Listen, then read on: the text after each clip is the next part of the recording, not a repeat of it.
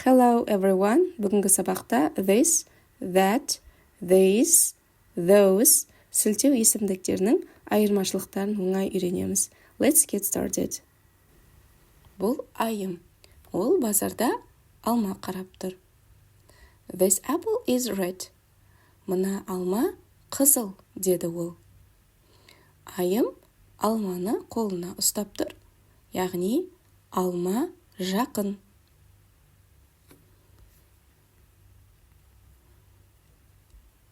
Сол үшін this apple деді.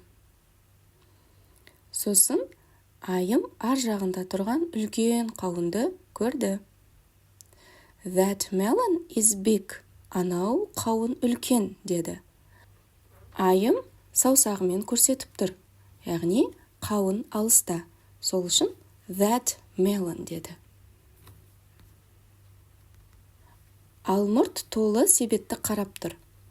These pears are sweet. Мына алмұрттар тәтті, деді. Себебі себет қасында, жақын тұр. Сол үшін these pears деді. Сәл жүргеннен кейін ар жағында қызанақтар тұр. Those tomatoes are fresh. Анау қызанақтар балғын.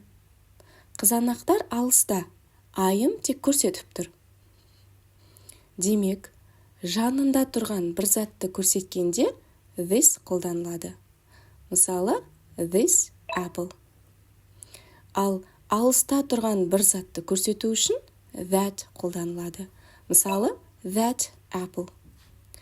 Ал қасында тұрған көп зат үшін these қолданылады. Мысалы, these apples. Алыста тұрған көп зат үшін those қолданылады. Мысалы, those apples. Бұл тек қана заттар емес, адамдарды да көрсеткен кезде қолданылады. Мысалы, this boy, мына ұл, that boy, ана ұл, these boys, мына ұлдар, those boys, анау ұлдар. Осымен бүгінгі қысқа сабағымыз аяқталды. Айыммен сабақ ұнаса, лайк басуды ұмытпаңыз. Келесі сабақта кездескенше. Бай-бай!